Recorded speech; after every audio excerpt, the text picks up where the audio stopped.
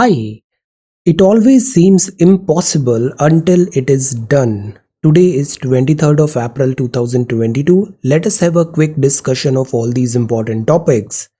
Rapid G K yesterday questions के answers हैं national payment corporation of India और इसका यूपीआई बेस्ड पेमेंट एक्सपैंड हुआ है after Bhutan and Singapore to the UAE and Nepal. Chairman of UPSC को appoint करते हैं the president of India. Parliament authorised है to increase the number of जजेस in the supreme court of India. Indian constitution में part 9 deal करता है पंचायती राज institution से। क्वो warranto वो रिट है जिसके द्वारा कोर्ट इंक्वायर कर सकता है into the legality of claim of a person to a public office. So these are answers of yesterday's questions. आज के सवाल है nishka in ancient India was known as. Silent Valley in Kerala is the home of the largest population of which animal? The state in India having largest area under black soil is which strait lies between the Andaman Sea and South China Sea? Which is the largest river basin on the Maharashtra plateau? So these are questions for today. आज की vocabulary है बेस्टोइंग मतलब प्रदान करना, मतलब कुछ rights, honour, gift देना, confer और प्रेजेंट। एग्जॉर्बिटेंट प्राइस है, एग्जॉर्बिटेंट फीस है, ऑफ अ प्राइस और amount charge unreasonably high, excessively high है, एक्सट्रीमली हाई। क्विबल का मतलब होता है स्लाइट ऑब्जेक्शन या क्रिटिसिज्म करना about a trivial matter, trivial objection है, आर्ग्यूमेंट है, माइनर क्रिटिसिज्म है। एग्रीजियस का मतलब होता है प्रबल, आउटस्टैंडिंगली बैड और शॉकिंग, अपैलिंग, हॉरिफिक। डिस्मे का मतलब होता है distress caused by something unexpected, बेचैनी, dismay, disappointment, dissatisfaction and frustration. So ये वोकैबुलरी वर्ड्स हैं आज के लिए। If you come across any other important word, write down that word along with its meaning in the comment section down below. अच्छी language proficiency बहुत जरूरी है। सो आज सैटरडे है और आज हम ये सारे टॉपिक्स पढ़ने वाले हैं। April 23 new Delhi edition, Saturday, the Hindu. First news है India UK defence trade ties to get a booster shot. Defence trade ties to get a booster shot. Vaccination में भी बूस्टर शॉट का अब डोजेज ओपन हो गए हैं। सारे 18+ जो पर्सन है वो बूस्टर डोज लगा सकते हैं। UK likely to offer series of technological collaboration. So this is something good, something really good, बहुत अच्छी न्यूज है। स्ट्रेंथनिंग बॉन्ड्स, तो ये हमारे प्राइम मिनिस्टर साहब हैं and Boris Johnson at Rashtrapati Bhavan in new Delhi on Friday. So in the backdrop of rapid geopolitical turmoil, prime minister Narendra Modi and British counterpart Boris Johnson की Friday को मीटिंग हुआ और अब जो इंडिया यूके डिफेंस पार्टनरशिप है उसको एक्सपैंड करने की बात है। Seal N ambitious free trade agreement by the end of the year. ये काफी बड़ी न्यूज है बिकॉज जो यूके है इसका ऑलरेडी ब्रेग्जिट हो चुका है। रशिया की जो वॉर चल रही है यूक्रेन में, और इंडिया जिस तरीके से, बिकॉज ये जो सेंचुरी है, this century is Asian century और एशिया में इंडिया का बहुत बड़ा प्रेजेंस है। इंडिया के पास नंबर्स हैं और इंडिया एक फ्री मार्केट इकोनॉमी है। चाइना की इकोनॉमी क्लोज्ड है, तो चाइना की economy closed in the sense वो इतना फ्रीली नहीं है जितना इंडिया का एक्सेस होता है वेस्टर्न कंट्रीज में। So the point is that is why western countries जो है वो इंडिया के ऊपर प्राइम फोकस रख रही है। एक तो इंडिया का मार्केट, दूसरा इंडिया की इकोनॉमी, और प्लस जो थर्ड एंगल है वो जियो स्ट्रैटेजिक है कि इंडिया को काउंटर के लिए तैयार करना विद दिस राइजिंग चाइना। ये प्राइमरली 3 अंडर करेंट्स होते हैं वेस्टर्न कंट्रीज का। इंडिया में इतना इंटरेस्ट क्यों आ रहा है? अब UK is creating an open general export licence for India. This is again something really good. Open general export licence for India, इससे रिड्यूस होगा ब्यूरोक्रेसी, स्लैशिंग होगा delivery time for defence procurement. Plus ये जो meet है इसमें decide हुआ कि नए थ्रेट्स जो है लैंड में, सी में, एयर स्पेस, साइबर डोमेन्स में, यहाँ इंडिया एंड यूके कोऑपरेट करेगा। प्लस ये भी एक बहुत बड़ा न्यूज़ है कि जो फाइटर जेट टेक्नोलॉजी है उसमें यूके इंडिया को फ्रीली सारी इंफॉर्मेशन शेयर करेगा। सो दैट मीन्स कि हम फाइटर जेट जो बनाना है, इंडिजिनसली हम बनाना चाहते हैं, उसमें यूके के कोलैबोरेशन से हम इधर आगे बढ़ सकते हैं। So this is something really really good. So a beacon in stormy seas, India UK relation को कहा गया है a beacon in stormy seas. This is a good line, noted down. So defence ties primarily यहाँ पे focus रहा Boris Johnson की visit का India में। सेकंड जो फोकस रहा वो हुआ free trade agreement, defence and free trade agreement, ये दोनों प्राइमरली यहाँ पर फोकस एरिया रहे। मंडे को हम एक नोट तैयार करेंगे इंडिया और यूके डिफेंस टाइज का।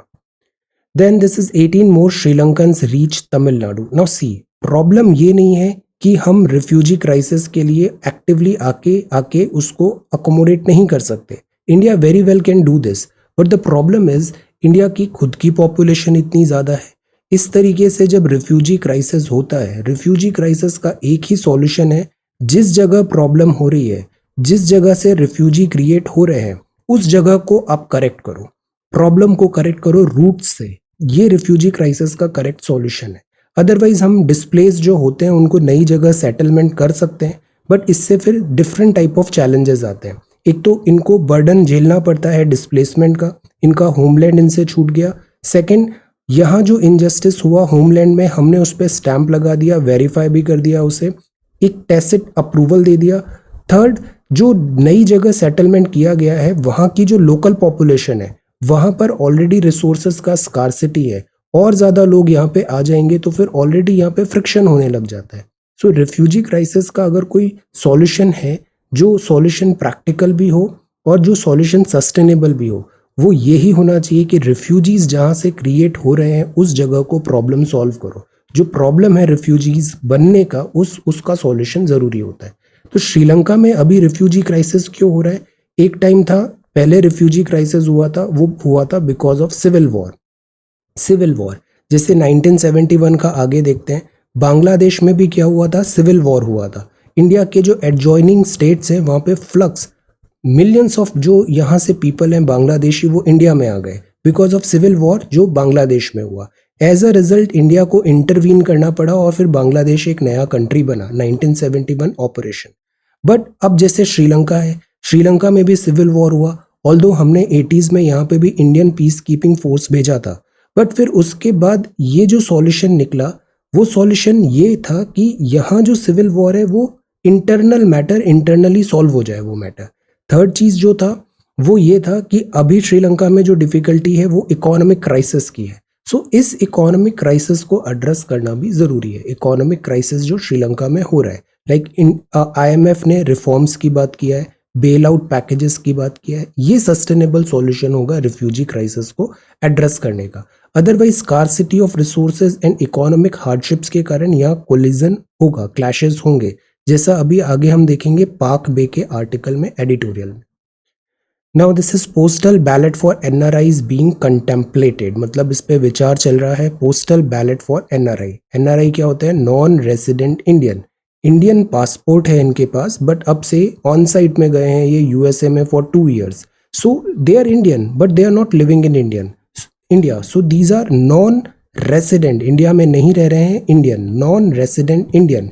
ये इंडियन सिटीजन्स हैं बट इंडिया में नहीं रह रहे, जबकि जो OCI वगैरह होते हैं वो डिफरेंट है। Postal ballot for NRIs being contemplated. तो CEC ने अभी विजिट किया था, chief election commissioner mister Sushil Chandra साहब ने साउथ अफ्रीका, मॉरिशस, यहाँ NRIs जो हैं उनको कैसे वोटिंग प्रोसीजर में इंक्लूड किया जाए। तो CEC ने अभी अर्ज किया कि वो ओवरसीज वोटर की तरह खुद को रजिस्टर करा ले, और जब इंडिया में चुनाव हो तो वो इंडिया विजिट करके वहाँ पे वोट डाल सकते हैं। बट ये participation is really really low. The idea is क्यों ना हम ऐसा करें कि जैसे मॉरिशस है, मॉरिशस में इंडियन एम्बेसी भी है, इंडियन एम्बेसी में ही हम एक वोटिंग बूथ या ऐसा कुछ करें वहाँ पे, और फिर वो इलेक्ट्रॉनिकली वोट्स ट्रांसफर हो जाए। We can do something like this. So extension of electronically transmitted postal ballot system facility to overseas voters is being contemplated, ये अभी विचार चल रहा है। इससे क्या होगा, जो वोटिंग परसेंटेज है वो बढ़ेगा। वोटिंग परसेंटेज, डेमोक्रेसी में इलेक्शंस तब सक्सेसफुल होते हैं जब वहाँ पर वोटिंग जो होती है, वोटिंग और जो वोटर्स का बिहेवियर है वो एप्ट होता है, जस्ट होता है, अनबायस्ड होता है और फ्री होता है विदाउट एनी प्रेशर और ब्राइब, देन वो इलेक्शन जो होता है वो सक्सेस होता है। Participation of voter is a must. तो experience of conducting elections in India, जो हमारा इलेक्शन कमीशन है ये बहुत एक्सपीरियंसड है और वर्ल्ड में इसकी बहुत अच्छी रेपुटेशन भी है। 950 मिलियन वोटर्स को इसने इलेक्शन कराया है 1 मिलियन पोलिंग स्टेशंस के थ्रू। सो जो इलेक्शंस होते हैं इंडिया में ये एक बहुत बड़ा फेस्टिवल है। This is a festival of democracy और इस फेस्टिवल में सभी लोगों का पार्टिसिपेशन ज़रूरी होता है, इंक्लूडिंग एनआरआईज। सो यहाँ पर ये डेटा दिया है कि एनआरआईज, जैसे अगर ईसीआई का डेटा देखें तो ओवरसीज इलेक्टर अराउंड 1.12 लाख है। ऑल्दो नंबर बहुत ज़्यादा भी नहीं है but this is also a significant number. So the point is NRIs के लिए भी अगर हम ऐसा कुछ करें electronically transmitted postal ballot system तो वोटर परसेंटेज हमारा इंक्रीज होगा and that is what election commission हमेशा strives to do. So this is postal ballot. So this is the front page of the Hindu. Now we salute our brave hearts in the true spirit of Azadi का Amrit Mahotsav 1971 Indo Pak war great victory यहाँ पे celebrate हो रहा है। तो functions organise होंगे। We will remember our brave hearts जिन्होंने supreme sacrifice किया था, bravery during the Indo Pak war of 1971। Unwavering courage of our armed forces resulted in a decisive victory for our nation in the 1971 war. Their bravery and sacrifices continue to inspire generations. So यहाँ पर ऐसा programs होंगे अभी। Then this is next page. ये है ISRO to conduct RLV landing experiment soon. RLV क्या होता है? ये होता है Reusable Launch Vehicle Technology. Rocket हमने फायर किया, रॉकेट का काम बस ये होता है कि जो सैटेलाइट है उसको स्पेस तक पहुंचाना। बट अगर ये रॉकेट सैटेलाइट को स्पेस पहुंचा के वापस री एंट्री करे एटमॉस्फेयर में और वापस जैसे नॉर्मल प्लेन लैंड होता है वैसे लैंड हो जाए तो हमारे कितने पैसे बच जाएंगे। वरना ये अभी जो रॉकेट्स हम यूज करते हैं ये वन यूज रॉकेट होते हैं, एक बार स्पेस में गए then it's a gone case, अब ये रीयूज नहीं होगा। बट अगर रीयूज हो जाएगा तो ये कॉस्ट इफेक्टिव कितना हो जाएगा। This is what we are trying to do. Indian space research organisation aim कर रही है to carry out a landing experiment critical component of the reusable launch vehicle technology demonstration का। इसमें क्या होगा, रॉकेट सैटेलाइट को स्पेस में छोड़ा और वो वापस अर्थ के एटमॉस्फेयर देन ग्राउंड पे आएगा और प्रॉपर प्लेन की तरह लैंड करेगा।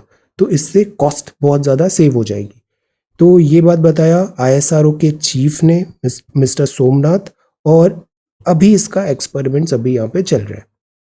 प्रोटोटाइप है, कुछ डेटा दिया हुआ है, 3.7 किलोमीटर की एयर स्ट्रिप होगा, वेलोसिटी कंट्रोल वगैरह सब ये कर लेगा, पैराशूट भी ओपन होगा फॉर डिप्लॉयड जब ब्रेकिंग लगानी है, तो इस तरीके से वो वापस टच डाउन कर लेगा। तो दिस इज RLVTD। बाकी अभी प्राइवेटाइजेशन का ऐसा कोई रिफॉर्म्स नहीं है, reforms not for privatisation, because जो स्पेस है और एक ओशन है ये दोनों अनएक्सप्लोर्ड टेरिटोरी है। ओशन और स्पेस का वॉर जो है वो आने वाले टाइम पे, ओशन और स्पेस का war in the sense exploration में, वो ट्रेमेंडसली राइज होने वाला है। स्पेस इकोनॉमी का फ्यूचर है। तो ISRO यहाँ पे इसको डेमोक्रेटाइज करने की कोशिश कर रहा है।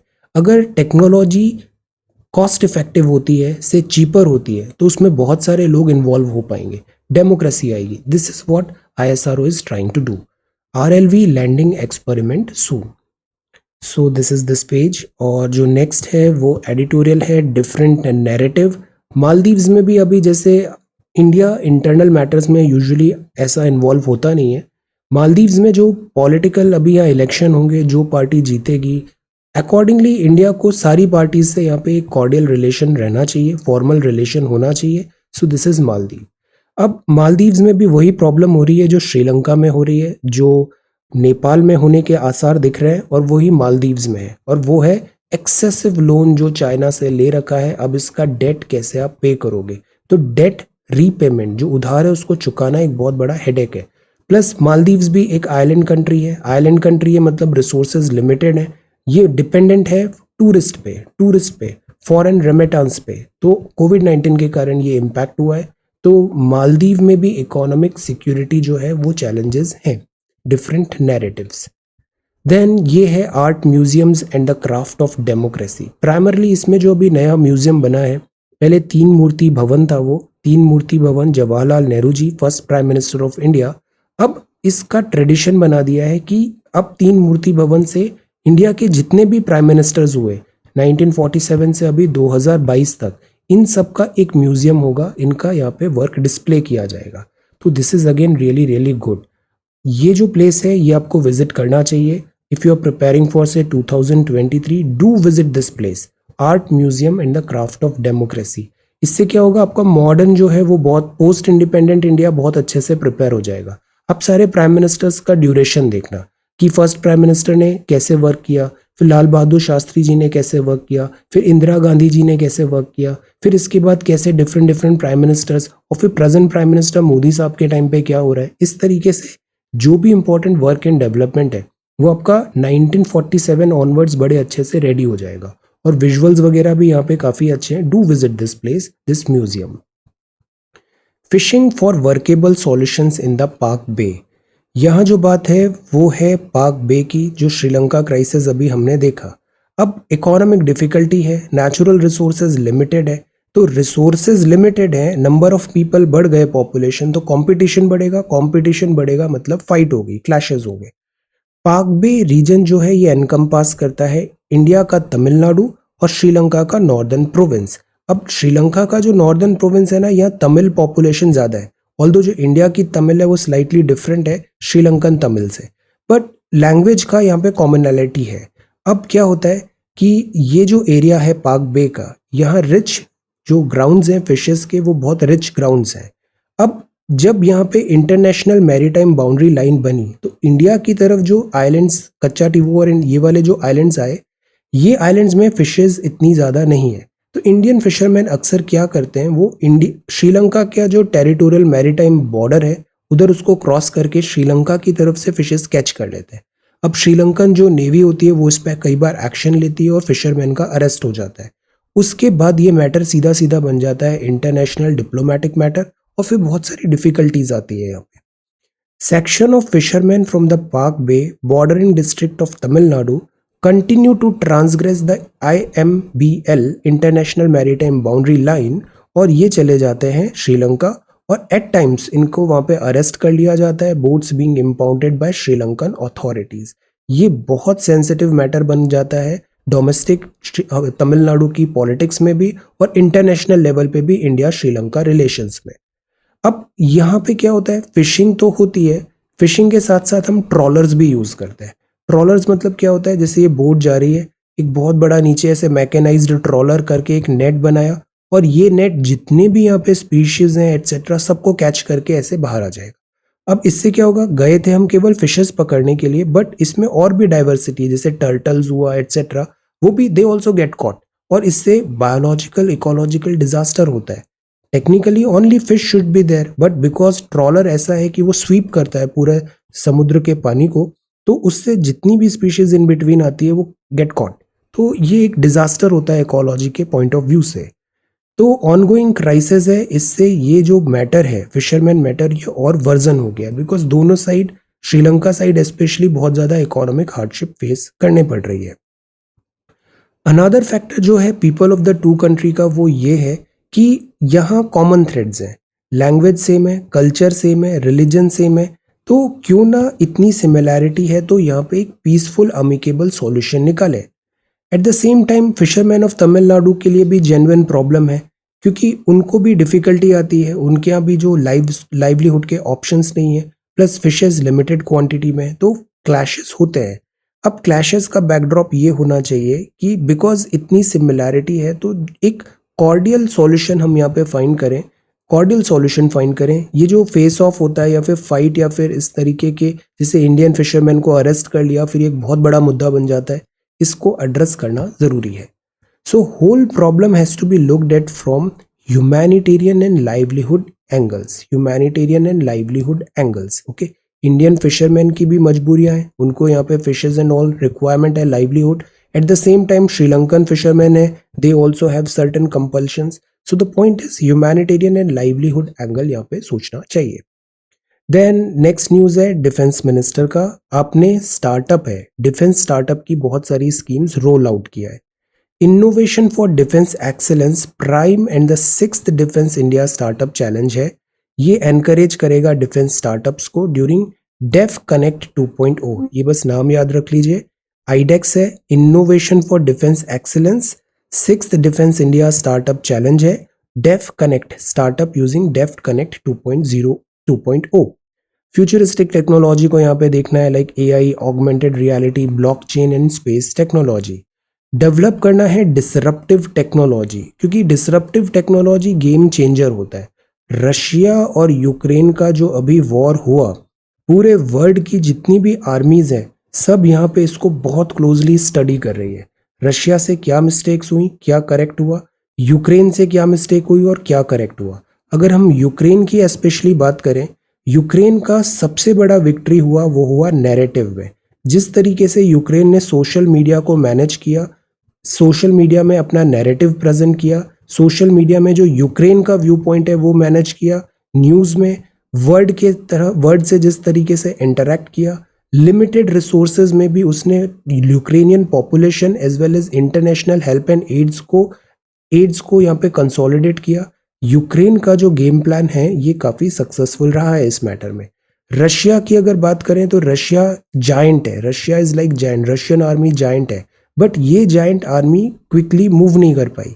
ये जो जायंट आर्मी है ये वेल प्रिपेयर्ड नहीं थी एट टाइम्स। इस जायंट आर्मी के पास जो ह्यूज नंबर ऑफ वेपन्स है वो आउटडेटेड नजर आए यहाँ पे। सो अगेन क्वांटिटी और क्वालिटी इन दोनों का बैलेंस होना जरूरी है। सेकेंड थिंग, वॉर का नंबर 1 रूल होता है, war should always be swift. War ज्यादा लंबी नहीं खिंचनी चाहिए वरना इसमें नुकसान बहुत होता है। It should be swift. Russia के साथ सबसे बड़ी प्रॉब्लम ये ही हुई। हम फर्स्ट वर्ल्ड वॉर देखते हैं, एक ऐसे लाइन बन गई थी बीच में, ऐसे बंकर्स, इधर फ्रेंच आर्मी इधर जर्मन आर्मी, प्रोग्रेस ही नहीं हो पा रहा था। ये टाइम हो गया 2 महीने 3 महीने, देयर इज नो प्रोग्रेस और इससे ह्यूज कैजुअलिटीज हुई। सो वॉर हमेशा स्विफ्ट होनी चाहिए। ये जो टाइम है ये स्विफ्ट वॉरफेयर का टाइम है, Swift warfare, technology driven warfare का टाइम है। सो इंडिया को यहाँ पे प्रिपेयर होना चाहिए। सेकेंड, इंडिया को इसलिए भी ज़रूरी है प्रिपेयर होने का बिकॉज हमारी डिफेंस इक्विपमेंट्स में डिपेंडेबिलिटी है। हम रशिया पे बहुत ज़्यादा डिपेंडेंट है, से वेस्टर्न वर्ल्ड्स में डिपेंडेंट है। We need to be self reliant और उसके लिए ये जो डिफेंस स्टार्टअप्स हैं दे आर रियली बहुत प्रॉमिसिंग ऑप्शन है हमारे लिए। So this is good. अब अलाउंस आर्म फोर्सेस को भी उतना मिलेगा जितना CAPF को मिल रहा है। Food ministry official flags shortage of staff कम है यहाँ पे, अपॉइंटमेंट्स होना चाहिए। Then Supreme Court moves deeper scrutiny before award of death penalty. Now see, death penalty के साथ सबसे बड़ी प्रॉब्लम क्या होती है? This is final.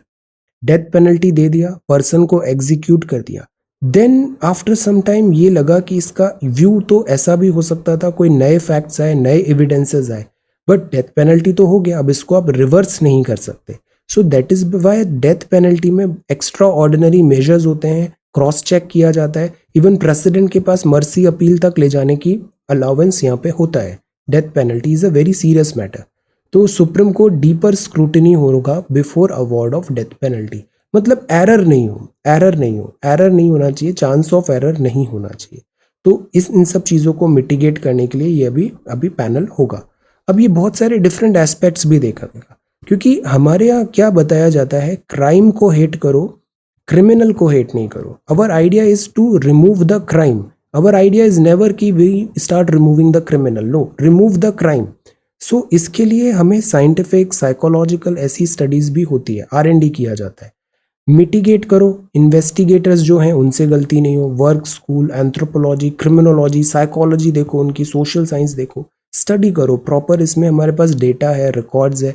वैसे ही टेक्नोलॉजी, अभी जैसे कल ही बिल पढ़ा था हमने, कॉन्विक्ट्स का बायोमेट्रिक जो डेटा कलेक्ट किया जा रहा है, इन डेटा के डेटा एनालिसिस से हम बहुत सारे पैटर्न्स, एल्गोरिदम भी ड्रॉ कर सकते हैं और उसके बेसिस पे हम बेटर डिसीजन भी ले सकते हैं। द आइडिया इज, जैसे पढ़ाई में होता है, वन साइज फिट्स ऑल नहीं है। इंडिविजुअल गाइडेंस में what we are exactly trying to do, there is no one size fits all. हर स्टूडेंट अलग है। बहुत सारी चीज़ें मैं यूट्यूब में ऐसे बता रहा हूँ, these are generic things. It will work for some students, it will not work for some students. But अगर हम इंडिविजुअली ऐसे बात करते हैं तो वो स्पेसिफिक होता है। This is also required. So the idea is one size fits all solution भी नहीं होता है, हमें केस बाय केस बेसिस में उसको डिग करके इस प्रॉब्लम को देखना है कि डेथ पेनल्टी आर्बिट्ररी नहीं हो, मिस्टेक नहीं हो यहाँ पे। Okay, then Meghalaya tourist can gamble without qualms, state में एक्टिविटी लीगल कर दिया गया है। Then study flags poor control of blood sugar in Indians, now this is a real cause of worry, lifestyle diseases are on rise, be it hypertension और this diabetics और sugar. So इसको correct करने के लिए दो चीज़ें करनी चाहिए। पहला तो आपका एक्टिविटी जो है, फिजिकल एक्टिविटी, इसको बढ़ाओ, ज़्यादा आउटडोर एक्टिविटीज़ हो, एक्सरसाइज हो, एट्सेट्रा। सेकेंड जो चीज़ है वो होता है डाइट। डाइट में दो वाइट क्रिस्टल्स होते हैं, एक होता है सॉल्ट, दूसरा होता है शुगर। इनको जहाँ तक हो इनको कम करें, थोड़ा कम। FSSAI का एक ऐड भी आया था, उसमें क्या था, थोड़ा कम शुगर एंड सॉल्ट, थोड़ा कम। So this is there. Blood sugar otherwise high होता है, इससे डायबिटीज होता है और डिफरेंट ऑर्गन्स इंपैक्ट होते हैं। ब्लड प्रेशर हाई होता है, कोलेस्ट्रॉल हाई होता है, तो इससे काफ़ी डिफिकल्टी आती है बॉडी की प्रॉपर फंक्शनिंग में। तो इस चीज़ को, बिकॉज लाइफस्टाइल भी अब ऐसा हो रहा है कोविड-19 के बाद एट्सेट्रा, हमें एजुकेट करने की ज़रूरत है लोगों को, बिकॉज ये ऐसी चीज़ें हैं जो हमारे बिहेवियर से हम खुद को इन सब इम्पैक्ट से बचा सकते हैं। Then this is important, Niti Aayog gets a new vice chairman. See Suman K Bery साहब अभी अपॉइंट हुए हैं vice chairman of NITI Aayog, following the resignation of Rajiv Kumar. Mister Bery अब नए नीति आयोग के चेयरमैन होंगे। May 1st 2022 से आपका अपॉइंटमेंट है, तो resignation of mister Rajiv Kumar के बाद आप अभी नए चेयरमैन बन रहे हैं। ओके, अगस्त 2017 में मिस्टर राजीव कुमार चेयरमैन बने थे। After the then vice chairman Arvind Panagariya exited the government think tank. तो सॉरी, वाइस चेयरमैन है, चेयरमैन तो पीएम। नीति आयोग जो है gets new vice chairman, vice chairman है ये। ओके, तो वाइस चेयरमैन जो है, वाइस चेयरमैन है मिस्टर सुमन के बेरी। राजीव कुमार साहब को आप रिप्लेस कर रहे हैं, तो ये तो वाइस चेयरमैन है। ओके, अब एक होता है सीईओ, सीईओ भी होता है नीति आयोग का। तो नीति आयोग के सीईओ कौन है वो बताइए। नीति आयोग के चेयरमैन तो de facto prime minister of India होते हैं।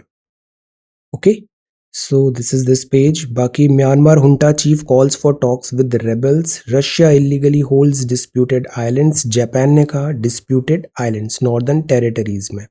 सो रशिया और जापान के बीच में भी टेंशन होता है टूवर्ड्स दिस पैसिफिक। तो यहाँ भी बात है कि कुरील जो आइलैंड्स हैं, ये रशिया ने इलीगली इसको हेल्ड कर रखा है, मॉस्को, कुरील आइलैंड। यहाँ साखालिन आइलैंड्स भी हैं। India extends duration of 400 million currency swap. India help कर रहा है श्रीलंका को फाइनेंशियल क्राइसिस में। Future lenders set to reject $3.4 billion sale deal with Reliance. Let us see. Reliance India Limited set to buy 15 million barrels of Russian oil. See, Russian oil हम ज़्यादा खरीद रहे हैं अभी। India set to have see, LIC का IPO आने वाला है। ये बहुत ब्लॉकबस्टर IPO आने वाला था, बट उसी टाइम पे हो गया ये यूक्रेन क्राइसिस, ओमिक्रॉन की वेव भी आ गई, डिले हो गया। अभी देखते हैं अब इसमें आगे क्या होता है। LIC का IPO, इनिशियल पब्लिक ऑफरिंग, तो ये लार्जेस्ट IPO माना जा रहा है। बहुत पैसा, 3.9 बिलियन यहाँ पे फंड रेज हो सकता है। Tech startup raised $7.2 billion in Q1. Then Marine Ocean Sparkle. So this is this clay code, Greek god, Rafael Nadal भी है. So this is the Hindu newspaper. Now let us come to answer discussion 21st of April. इसको sort by oldest करते हैं. Alright. So पहला answer है, first दो questions थे यहाँ पे। पहले बनाना था हाई कोर्ट ऑफ इंडिया पे सवाल, role and functioning, set question है। अब सी देखो, यहाँ जो हम प्रैक्टिस कर रहे हैं ना, यहाँ हम प्रैक्टिस कर रहे हैं फॉर लर्निंग पर्पजेस। ओके, कल I was talking to few students, तो दे वर लाइक राइटिंग जो आंसर्स हैं वो बहुत एडवांस्ड लेवल के आंसर्स कर रहे हैं and they have just started there preparation. अभी ऐसे क्वेश्चंस नहीं करने चाहिए। हम just for the sake of like कि UPSC लेवल का क्वेश्चन कर रहे हैं, हम बहुत सारे डिफरेंट टाइप ऑफ क्वेश्चंस देखने लग जाते हैं, उसका जीरो यूटिलिटी है, जीरो यूटिलिटी है। आंसर राइटिंग का पर्पस ये होना चाहिए कि आंसर राइटिंग के थ्रू आपको डेली कुछ लिखने में आ रहा है, इससे आपकी राइटिंग की हैबिट बन रही है। आंसर राइटिंग का पर्पस ये होना चाहिए कि यू आर लर्निंग समथिंग, अभी हमें सीखना है। बाकी जो एडवांस लेवल की चीज़ें होती है वो तब होता है जब प्रीलिम्स क्वालिफाई कर लिया और मेंस आपको 1 महीने बाद लिखना है। देन वी विल डू कि क्रिटिकली एनालाइज पर्टिकुलर स्टेटमेंट, या बहुत नैरो और स्पेसिफिक वे में हम किसी चीज़ों को डील करेंगे। Now is not the time. Now is the time कि आप daily write something. Now is the time because you are in the initial phase of your preparation. Now is the time कि you learn the subject. और इसीलिए most of the questions जो हम देखते हैं वो ओपन एंडेड होते हैं. First let's get familiarise with the subject. अब जैसे ये prepare a note on the high courts of India, बड़ा आसान सा सवाल है. आप अच्छे से चैप्टर पढ़ो, उसको रिवाइज करो, उसको अपने शब्दों में लिखो, done. Discuss their role and functioning. इसको अननेसेसरी आज की डेट में कॉम्प्लिकेट नहीं करना चाहिए. It's a wastage of time. That type of answer writing जो होती है वो होती है आफ्टर प्रीलिम्स. आफ्टर प्रीलिम्स आपने सब पढ़ लिया है, एक महीने पहले आपको you will write that type of questions, not now. Prepare a note on the geography of the Indian ocean. This is the time कि we do such type of questions जो हम कर रहे हैं कि geography of Indian ocean. Just for the sake of this नहीं करना है आंसर राइटिंग, वरना हम गलत, हमारा क्या होता है, हम जिस डायरेक्शन में जाते हैं उसका यूटिलिटी नहीं होता, प्लस हमारी रेंज कवर नहीं हो पाती अगर हम बहुत ज्यादा स्पेसिफिक या नैरो डोमेन में पढ़ते हैं. So this what we are doing is really really good efficient exercise. Simple simple चीजें पहले करना है, low hanging fruits. Okay, now look at this question. Indian ocean. अब इस एक एक्सरसाइज से कितने मल्टीपल बेनिफिट्स हुए. देखो ये पूरा इंडियन ओशन कितना अच्छे से हो गया. अफ्रीका अब ऐसे बनाया तो ये पूरा अच्छे से स्टडी भी किया होगा. सारे कंट्रीज आ गए, Saudi, Iraq, Iran, Pakistan, India, then Bangladesh, Burma, Thailand. Great. Then हमारी सारे आइलैंड्स भी यहाँ पे कवर हो गए, सीशेल्स, मेडागास्कर या लक्षद्वीप वगैरह भी, Indonesia. This is what we are suppose to do at this stage of time, at this stage of our preparation. तो see this is really good. Map work भी हो गया, राइटिंग भी हमारी अच्छी हो गई, हमने टॉपिक्स कैसे लिखने हैं, हेडिंग सब हेडिंग कैसे करने हैं, इस कंटेंट के बारे में देखो हमने कैनाल, बाबल मंडप, हॉर्मज, मलक्का, ये सब तैयार कर लिया.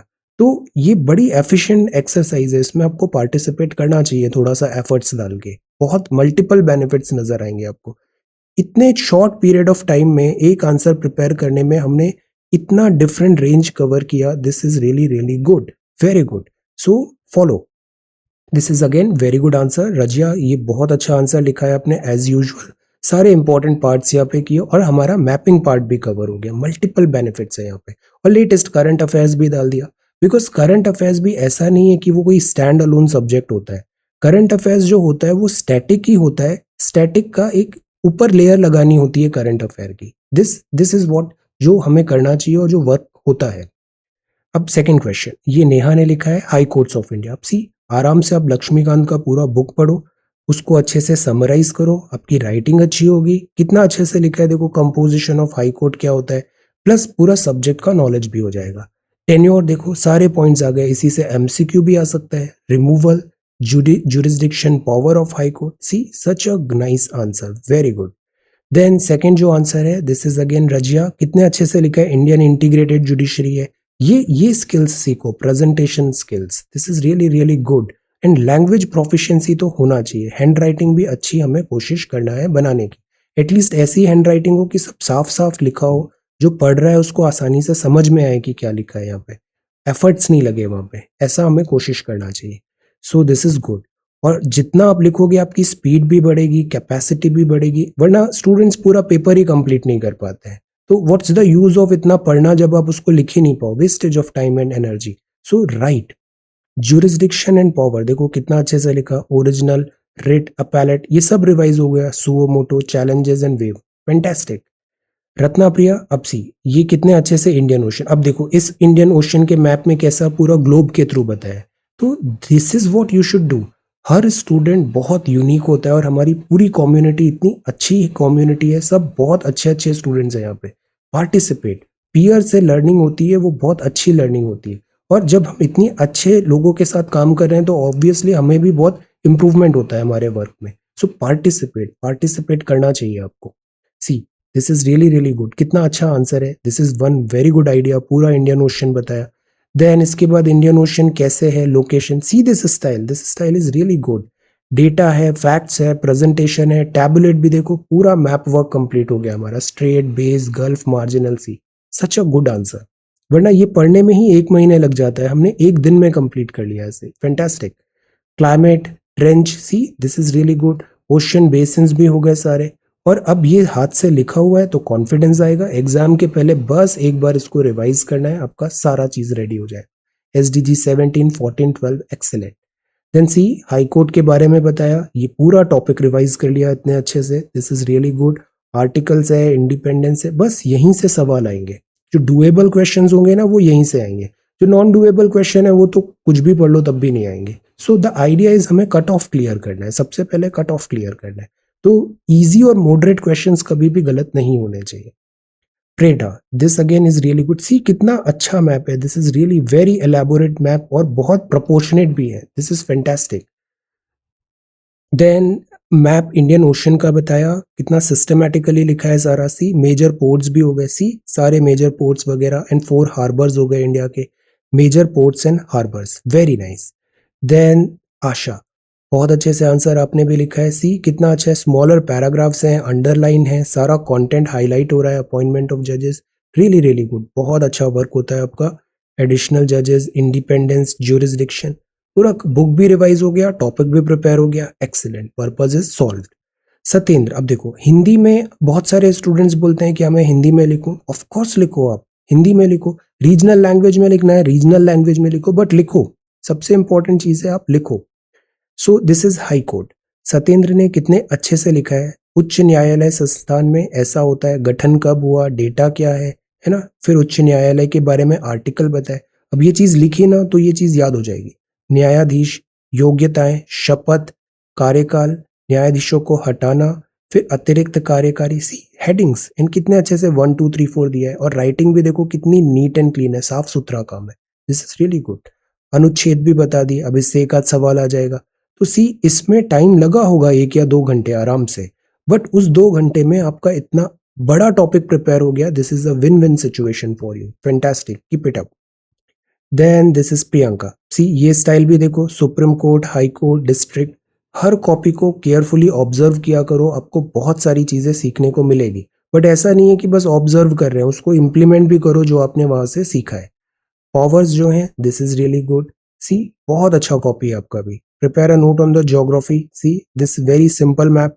देन इंडिया का स्पेसिफिकली यहाँ पे बताया, एक्सेलेंट, ये मैप बहुत अच्छा है।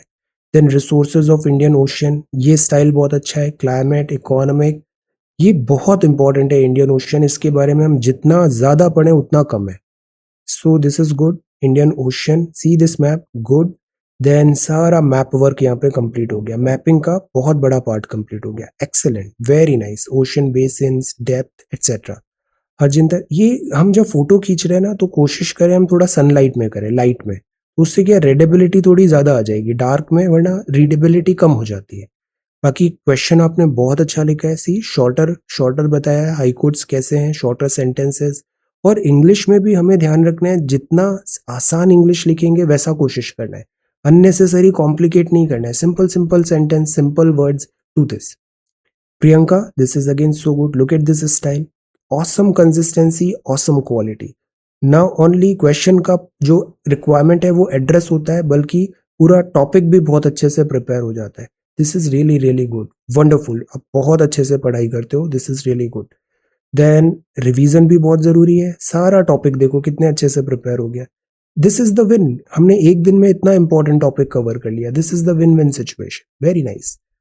शुभम, कंसिस्टेंसी एंड डिसिप्लिन, और जो मोटिवेशन, एंथुजियाज्म होता है ना, वो बहुत जरूरी होता है इस एग्जाम में। एंथुजियास्टिक रहो, प्रोएक्टिव रहो, this is really good, learn from him. So this is high court of India, 25 high court है, see the style, this is really really good, 214 231, appointment of जजेस, कंटेंट हाईलाइट हो रहा है, this is good, और content refine भी होता जा रहा है, कंटेंट रिच है ये बहुत ज्यादा answer, good.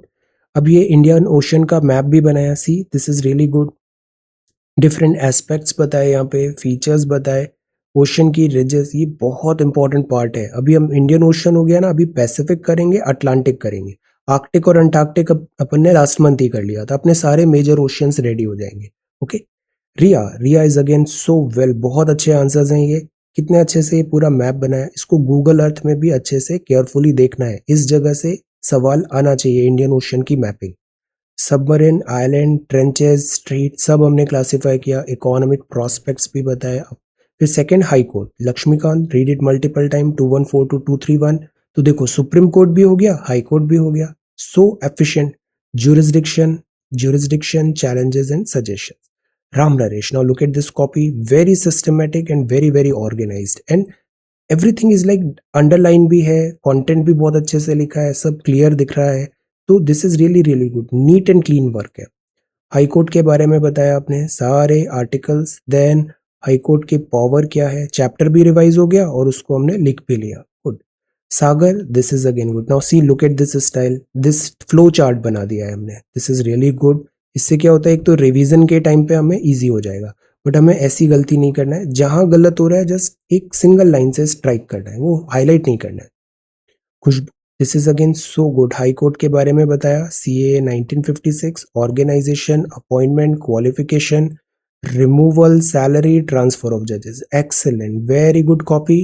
Then original jurisdiction and writ jurisdiction, supervisory, control, court of record, सारा टॉपिक कवर कर लिया अच्छे से, एक्सेलेंट। सत्येंद्र, नौसी, कितना बढ़िया डायग्राम बनाया है, ये पूरा प्रोपोर्शनेटली सारा एरिया बताया, वेरी गुड। हिंदी भी आपकी बहुत अच्छी है, सारे फैक्ट्स यहाँ पे आपने बताए, excellent. Then Mauritius countries, wonderful. Priyanka, this is again so good, map work is excellent, सारा कंटेंट बहुत अच्छे से यहाँ पे कवर है। Neha, then this is geography, very nice, ये पूरा मैप से आपने बताया, रिजेस भी यहाँ पे है, area, coast line, climate, terrain, ये मैपिंग के लिए भी बहुत इंपॉर्टेंट है। जो भी यहाँ पे मैपिंग की एंटिटीज हैं, इन सारी एंटिटीज को हमें एटलस में भी देखना है। Then this is Dhanakshi, this is again really good, to the point हमने फ्लो चार्ट बनाया, इंडिया का मैप भी बता दिया और इसमें हमने डिफरेंट हाई कोर्ट्स भी बता दिए। देन अपॉइंटमेंट कैसे होता है, लक्ष्मीकांत में बहुत अच्छे से ये दिया है, सारा चैप्टर पढ़ना है। रिमूवल ऑफ जज, एक्टिंग जज कैसा है, इंडिपेंडेंस, वेरी नाइस, पूरा टॉपिक प्रिपेयर हो गया, एक्सीलेंट। ये मैप बहुत इंपॉर्टेंट है, एटलस में भी देखना है और गूगल अर्थ में भी केयरफुली इसको देखना है। क्लाइमेट, टेरेन, नेचुरल रिसोर्सेज, ये सारी चीजें बहुत इंपॉर्टेंट है, telecommunication etcetera, wonderful. Then this is Sheetal, see the map, Sheetal का आप जो डायग्राम्स जो बनाती है Sheetal, this is really good, diagram की क्वालिटी बहुत अच्छी है, so this is really nice. Then handwriting भी बहुत अच्छा है, इंडियन ओशियन क्या है, फास्ट फैक्ट्स बताए यहाँ पे, सारे एरिया को जोन किया, इसको एटलस में सारा पार्ट देखना है हमें, ये जितने भी नाम यहाँ लिखे हैं अपने बेसिन्स वगैरह, मैपिंग अभी इसकी कंप्लीट करनी है, इंडियन ओशन की मैपिंग। सिमिलरली हम अटलांटिक और पैसिफिक भी करेंगे, डीप्स एंड ट्रेंचेस भी यहाँ पे बता दिया, okay. So these are the submissions, इसी तरीके से हमें यहाँ पे कंटिन्यू करना है, okay. So thank you so much for watching this video, take care, study well and be safe.